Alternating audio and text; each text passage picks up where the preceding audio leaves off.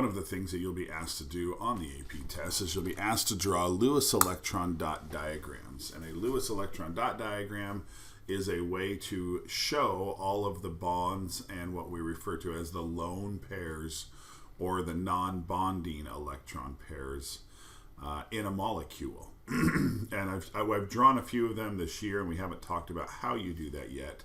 So that is what we're going to do in this video, is make sure that we understand how to draw a Lewis electron dot diagram. Because you need to know how to draw them, but then there's also a lot of questions that can come after that based on your drawing of this molecule. Okay, now notice that we only do it with covalently bonded molecules. And this is because, remember that with covalently bonded molecules, the electrons are shared between the atoms. They're not transferred like in an ionic bond. They're shared between each of the nonmetals between them.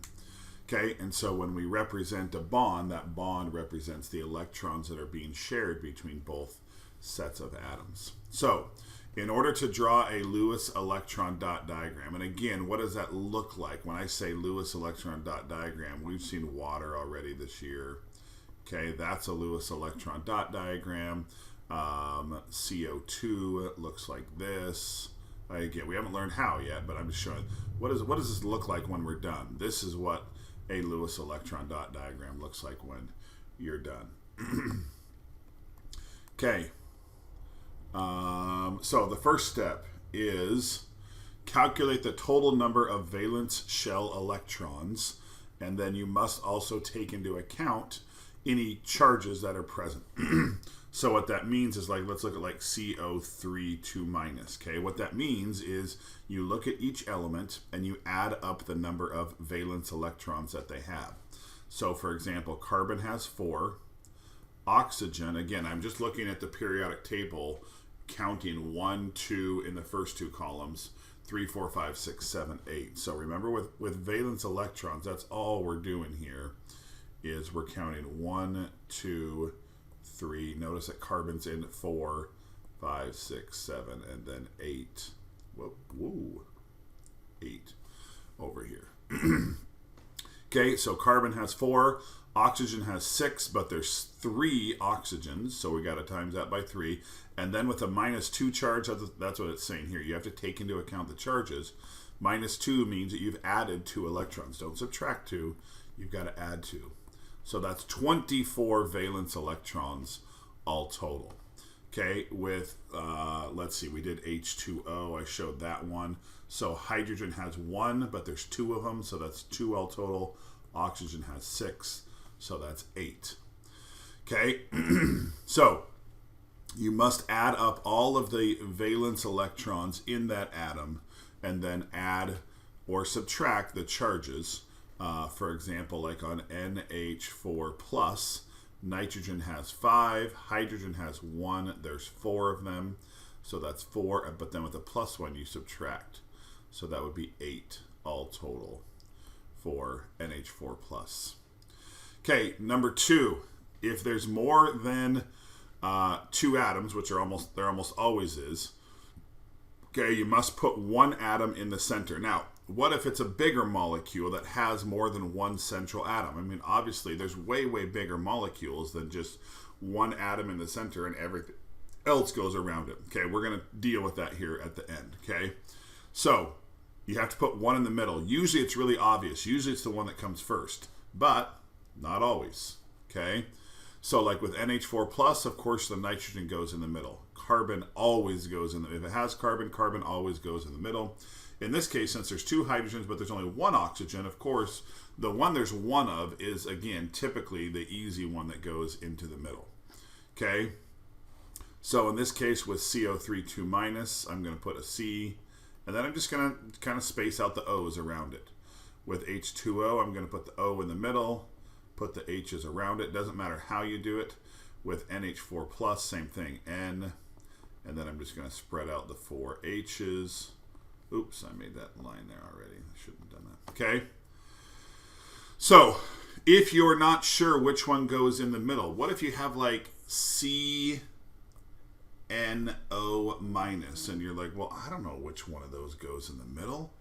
You've got, first of all, let's count the valence electrons. So carbon has 4, nitrogen has 5, oxygen has 6, and then with that minus charge, you got to add one more. So that equals 9 plus 7 is 16. Okay, which one goes in the middle? If you're not sure, if you're in doubt, use the least electronegative atom, but don't ever use hydrogen. Okay, so there's an exception to that. So basically, which of those three, carbon, nitrogen, or oxygen, is the least electronegative? And remember, guys, electronegativity is fluorine's the most electronegative. So a lot of times when I'm not trying to think about the patterns or things like that, I just think, which one is the farthest away from fluorine? Oh, carbon. Okay, so what does that mean? It means carbon goes in the middle. So put carbon in the middle, put nitrogen on one side, put oxygen on the other. Okay? And then it says use one pair of electrons to form a covalent bond between the outer atoms and that central atom. So basically, I'm just going to make a line, and that line again is the bond, and that represents 2 electrons. So I'm going to do that there. I'm going to do that here. I'm going to do that here. I'm going to place a single bond between everything. Okay, and then that's it. Then number 3, arrange the remaining electrons to complete the octet of the outer atom. So we're only worried about the outer atoms, and to complete the octet, what that means, octet means 8. Okay, which means every atom needs to have 8 electrons. So remember with the bond, a bond represents 2. So they already have 2. So each of those outer atoms needs 6 more electrons to get to 8. Okay, and so notice that that's what I'm doing. I'm only looking at the outer atoms, but on each outer atom, I'm adding 6 more electrons to it. Now, at this point, I'm done. Okay, so I've done it on CO32 minus. I've done it on CNO minus, but notice I didn't do any on water or ammonium NH4 plus, because hydrogen already has 2 electrons. It's right there in that bond. Look at hydrogen on the periodic table. It only gets 2 electrons. You never, ever, ever, no exceptions, ever put dots on hydrogen. Okay? Now, number 4, place any remaining electrons on the central atom. If necessary, expanding the central atom's octet, which means if you have electrons left over, you have to put them on the central atom. Okay? So how do I know if I have any left over? Well, I count. Remember, that's why I did this thing at the beginning. That's why I counted the number of electrons. So, for example, ammonium had 8 electrons. Okay, NH4 plus had 8. How many have I used? Well, 2, 4, 6, 8. I'm done. I don't have any leftover electrons. All of the electrons that NH4 plus has, I've used in the bonds. So therefore, I don't have any left over. Okay, with water, on the other hand, water, remember, does have those 8 electrons. I've only used 2, 4. So I do have 4 left over. So I can put 1, 2, 3, 4. Okay, all of the leftover electrons have to go on the central atom. Okay, on CO32 minus, I have 24.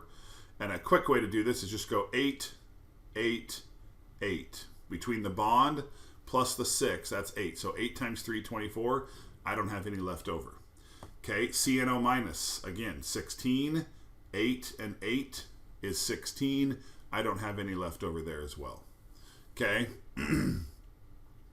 But notice again, any electron pairs that occurs in a valence element but do not form a bond with another atom are called non-bonding electrons or lone pairs. So that's a lone pair. That right there is a lone pair. Or you could say water has 2 non-bonding electron pairs as well. Okay, and then our last step, again, if you follow the steps, this is really, really easy. The last step basically says if the central atom doesn't have 8, you got to take a pair or 2 pairs of electrons from either of the outer atoms and make a double or a triple bond if necessary. So, for example, what that means, let's start with water, is water has, look at this, we're only looking at the central atom now, so we're only looking at the oxygen here. That oxygen has 2, 4, 6, 8 electrons. If the central atom has 8, then you're done. Okay, so water is done. That is a correct, if they were asking you to draw the Lewis electron dot diagram for water on the AP test, you would absolutely receive 100% full credit for that drawing right there. Okay, ammonium, NH4 plus, same thing. Okay, look at that central atom. Notice that it has, again, each bond counts as 2. 2, 4, 6, 8. Oh, so Mr. Johnson, you're saying the bond counts for both atoms. The bond counts for hydrogen and the bond counts for nitrogen. Yes, because they're sharing them, those 2 electrons in the bond count for both atoms. So they count for the central atom and each of the outer atoms as well. Okay, so that ammonium right there is done. Don't leave the 2, 4, 6, 8 in there, but that ammonium is done. Okay, let's look back up here at CO3 2- though. On CO3 2-, you'll notice that this central carbon here only has 6. There's only 3 bonds. So what I have to do, and it doesn't matter which one, is I'm just going to pick 2 electrons, I'm going to erase them, and then I'm going to put them and make a double bond. Okay, and what that does is that now that carbon does have 2, 4, 6, 8 electrons. And again, don't write those numbers in there when you're doing this. Just for my own sake, to help you see it, I put those there. Okay, and guess what, guys? Now we are done. Because this oxygen here still has 2, 4, 6, 8, and so does the carbon. Okay, and so our final one over here is the CNO-. And that one, notice this carbon here in the middle only has 4. So you've got a couple choices here. The easy answer is take 2 away from that nitrogen and make a double bond, and now the carbon has 6, and then take 2 away from the oxygen and make another double bond, and now everything has 8. Could you do it where you did a triple bond on one side and a single bond on the other? Sure, absolutely. Okay. Now, there are some atoms right here that don't get 8 electrons. Okay, anytime you draw a compound with boron, for example, BH3. Okay, BH3 looks like this. It only has 6 electrons. Okay, even BF3 looks like this. Okay, this is just one of those things you have to remember. Boron doesn't get 8 electrons. Look at where it's located on the periodic table. It only has 3 electrons. Okay, so it really can only form 3 bonds. It doesn't have 4 electrons to form that 4th bond. And since it only has 3 electrons, 3 valence electrons, it can only form those bonds with 3. Okay, aluminum, the same thing, right below boron. These two follow the exact same pattern. Okay, and then hydrogen, again, it only has 1 electron. Hydrogen forms 1 bond only. Never a double bond, never a triple bond, and you never put dots on hydrogen. Okay, so like here, notice I didn't put any there, but on fluorine, the fluorine ones I did. Now, on the AP test, many times they're going to give you molecules that are bigger than this. Okay, and what they'll do is, let's say they have something like this, and they're like, okay, draw this, and you're like, what? Okay, basically what they'll do is they'll go like this for you. And then they say, finish it. Okay, so what do? You do the same thing. You count the valence electrons. So 4, 3, 4, 6, 6, 1 is 4, 11, 23, 24 electrons all total. I'm just following the same rules. Now I'm going to place a single bond between everything. I'm going to complete the outer atoms octet. Okay. And now I'm going to count my electrons. How am I doing on electrons? 2, 4, 6, 8, 10, 12, 14, 16, 18, 20, 22, 24. I've used all 24. So I have no electrons left over. Okay, am I done? What's the last step? Have to check and make sure the central atom has 8. Okay, so in this case, this carbon has 8, but this carbon does not. So how do we solve that? We make double bonds, okay, or a triple bond. I'll show you a triple bond here in just a second. Okay, now, when an oxygen atom is by itself, such as in this molecule I just drew, there's I want to say almost always, there is going to be, notice that this oxygen right here already has 2 bonds, one to the carbon, one to the hydrogen. Okay, but the oxygen up top only has 1. Okay, if you think about oxygen, again, anytime it can, will always, think about the orbital diagram, looks like this, that 2p subshell. Oxygen does have 2 unpaired electrons, so it almost always, if it can, tries to form another bond. This is the bonding electron here. Tries to form another 2 bonds. So if this oxygen here already has its 2 bonds, then you're going to want to make the double bond on this oxygen over here. So I took those 2 electrons away and made the double bond. So anytime an oxygen's by itself like that, and you have an option of, well, where do I put the double bond? Always try to make oxygen have 2 bonds. Okay? Now, when do you see triple bonds? You do see them sometimes. Okay? Even in a simple molecule like N2. N2 has 10 electrons all total. So we put N and N. Which one's the central atom? Who cares? It doesn't matter.